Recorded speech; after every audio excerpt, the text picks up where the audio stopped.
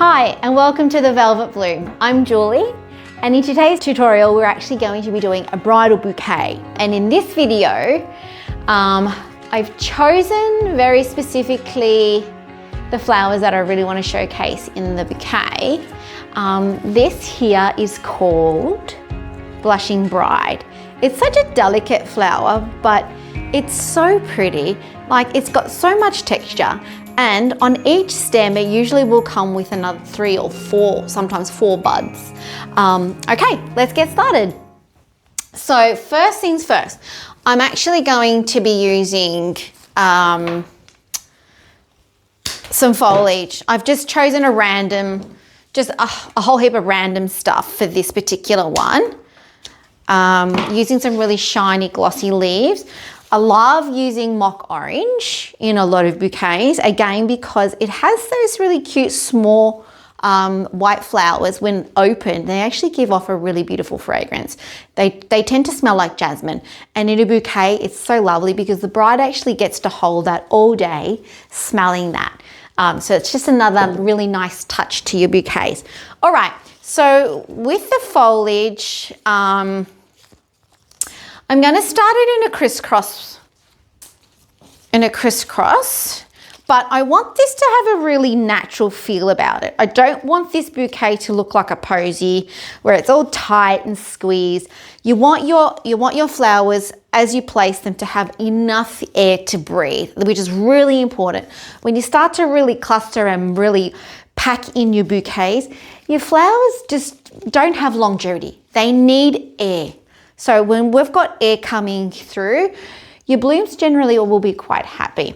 All right, so I'm going to do the spiral technique. So in doing that, we want to actually cross over our stems, holding that nice and lightly because you want to start inserting. And as you go, you can start to mimic where you really want to place. So for this one, I'm going to start off as is, then slightly bringing in the next flower. I'm just going to be using only a few Lisianthus because I just want this bouquet to really showcase the Blushing Bride. So that's going to make the majority of this bouquet, and then just other elements that are just going to complement this beautiful flower here. Okay, I'm just going to pull a few out and have them in my hands. These have all been prepped, but I will do that final chop at the end as well. So now bringing in our Blushing Bride. So we're just placing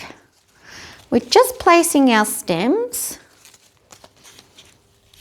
And because these are quite delicate, you want to sort of work really lightly. You want to have light hands. So having your placement's really important. Okay. So that's pretty good as it starts. I want that natural garden feel to this bouquet.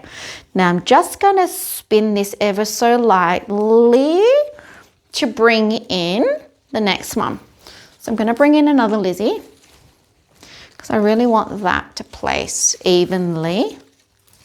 And that's quite sweet. Okay, bringing in another Blushing Bride. Kind of want to go for the really longer stems because I want these sort of really whimsical. Like, can you see how that's starting to have that really natural shape to it? Long gone are the posies. Like, I know people still love them, but I just think that's just far prettier than that really round, tight posy that they were doing in the 80s. Anyway, this is it. This is what we're sort of seeing for our weddings, whether it be boho, garden inspired, vintage. It's very soft. It's very layered. So I'll just keep moving along. I'm going to be adding in my white berries, and I'm also putting a pop of ranunculus in there too because it's got that green center.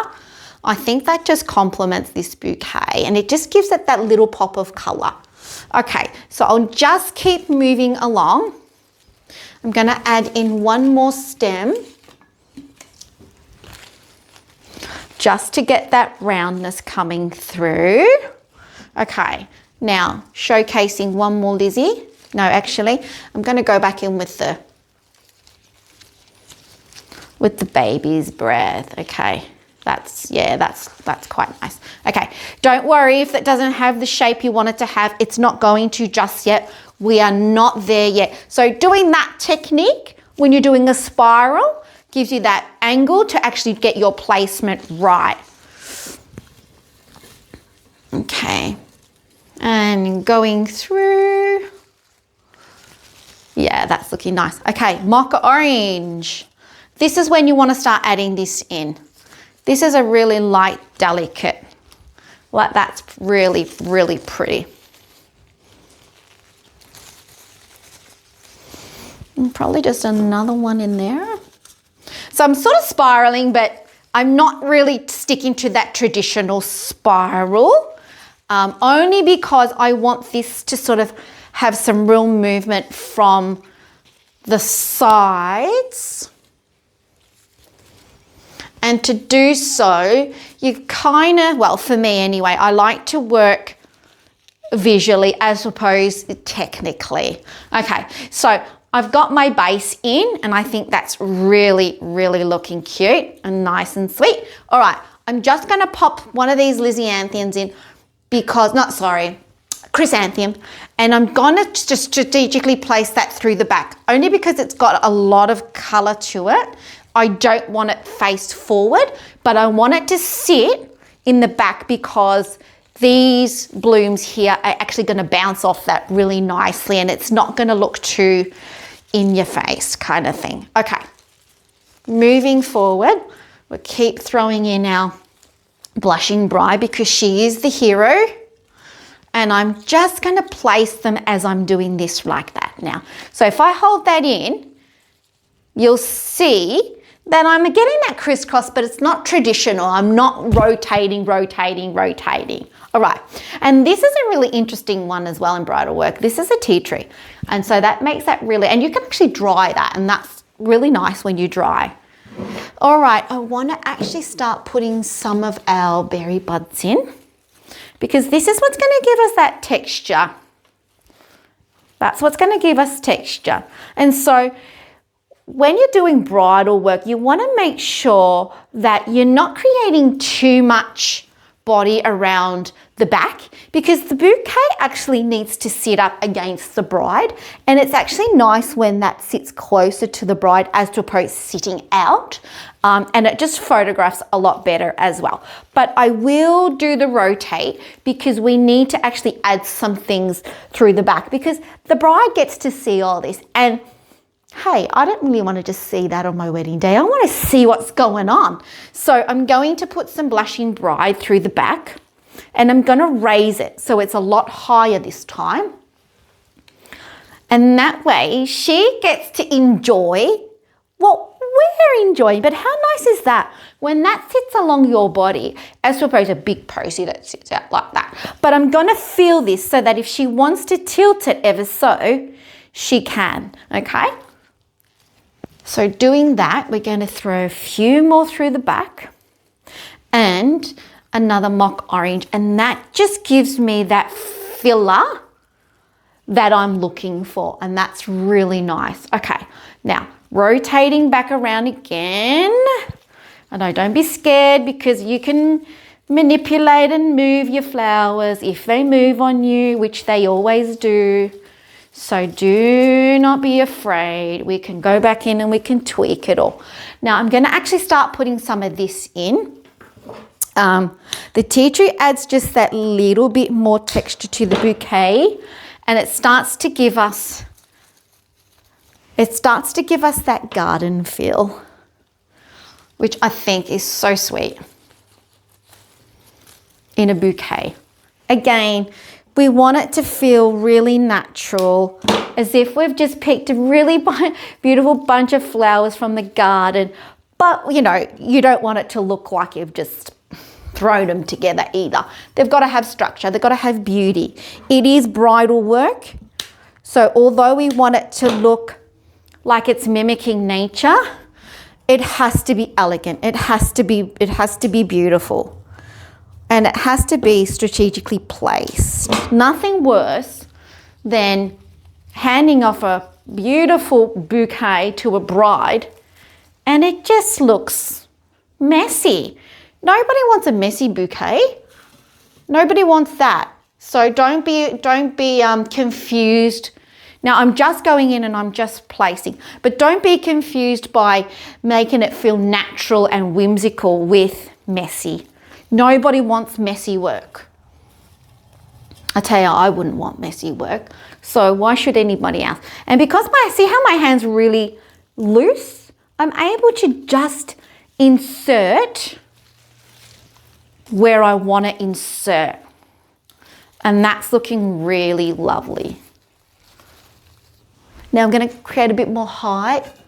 So I want to throw one of our white berry in the top there.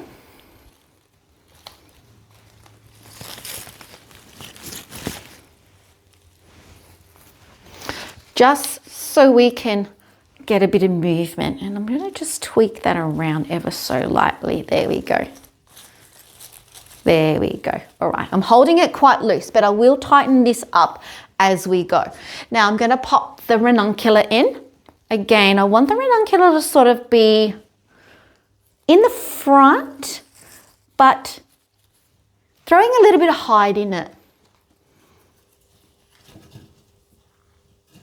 And now, because these stems come with multiple shoots, I will have to trim them, only because there's just a bit too many for my liking, and I don't want them to start making the inside of this bouquet look messy. So I'm just going to place them in just on their own, single ones. And that's looking really cute. That's looking really lovely. I think one more for the front. And again, see how that's got that extra shoot? Let's cut that off. We can always use these elsewhere. We can use them in a lot more other things for bridal work and boutonnieres and flower crowns. So nothing gets wasted. Nothing's wasted. So we definitely want to keep all these little offshoots because they bloom into really big, beautiful flowers. Why would you want to waste them? So I'm just going to gather those so they can get some water in them. And we'll just pop those in there. And there's another Lizzie. I'm going to use that actually because I really like how the Lizzies have those random buds like that. Okay, and coming back in with our blushing bride, our hero.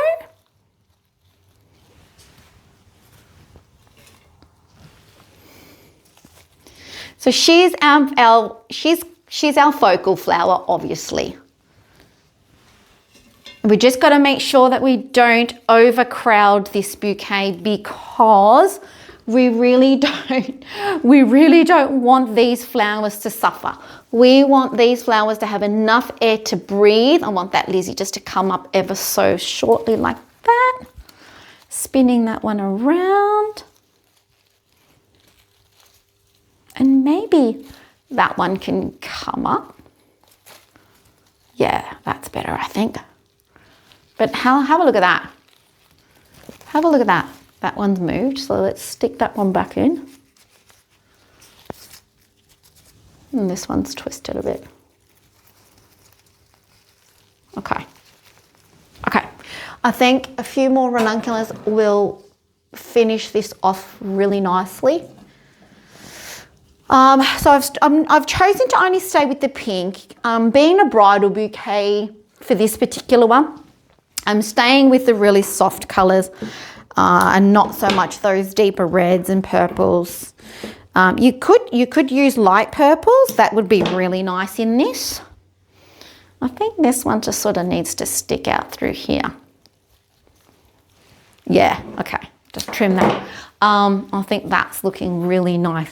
Now I've kept some mock orange for the front. Oh, geez, I'm messy. Only because we really, at the end, we really want to tie that off. And I think that mock orange will just do so nicely. But I want to just pop a few more of these in.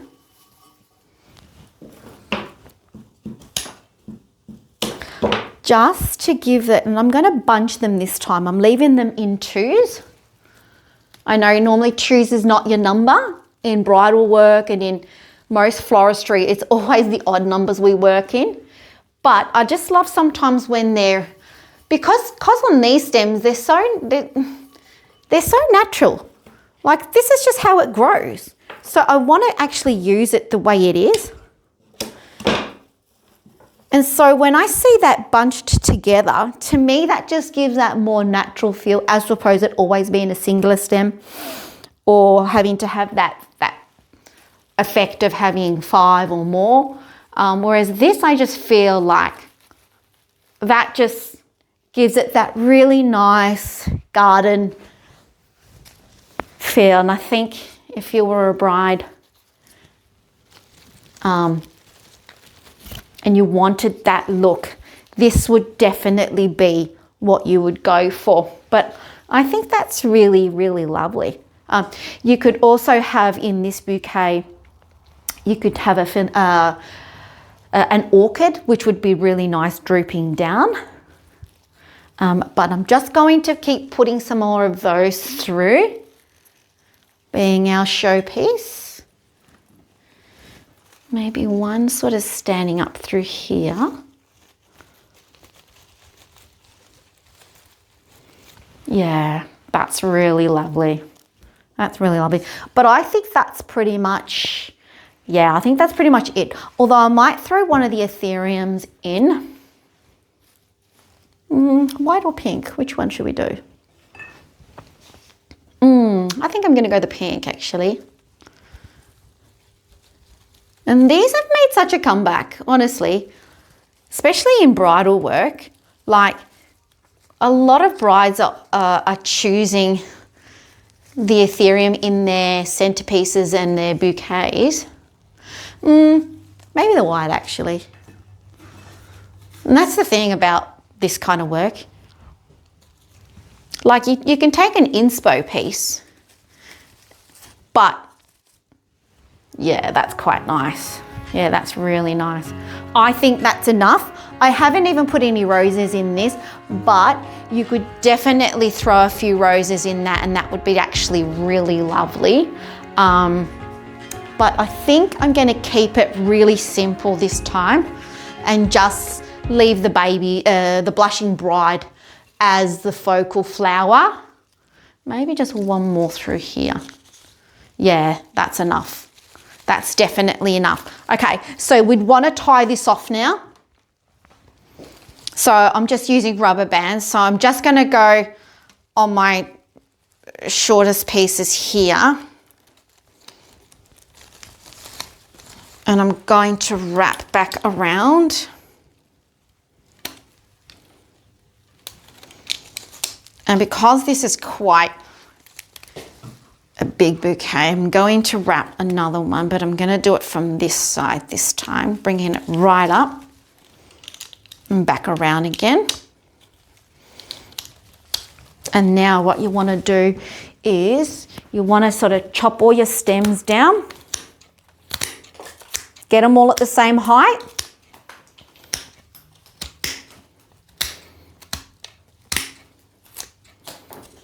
Just like that.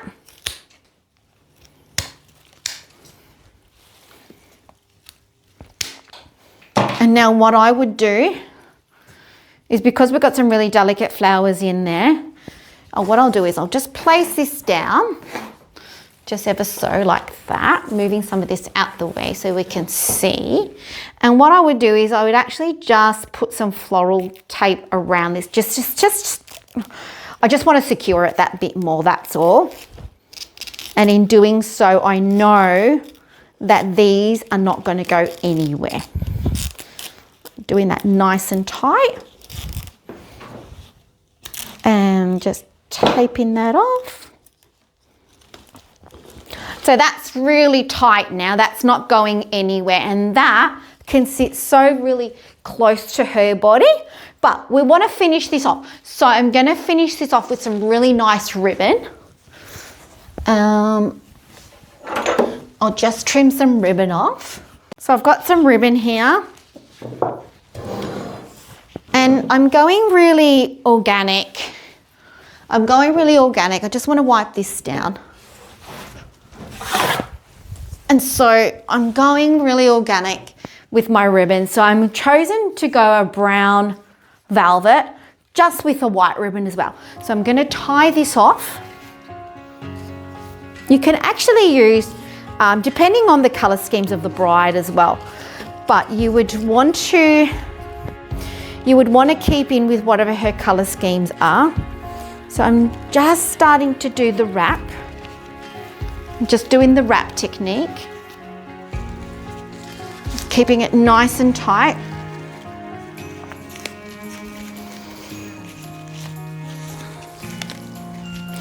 And now you would place in your pins.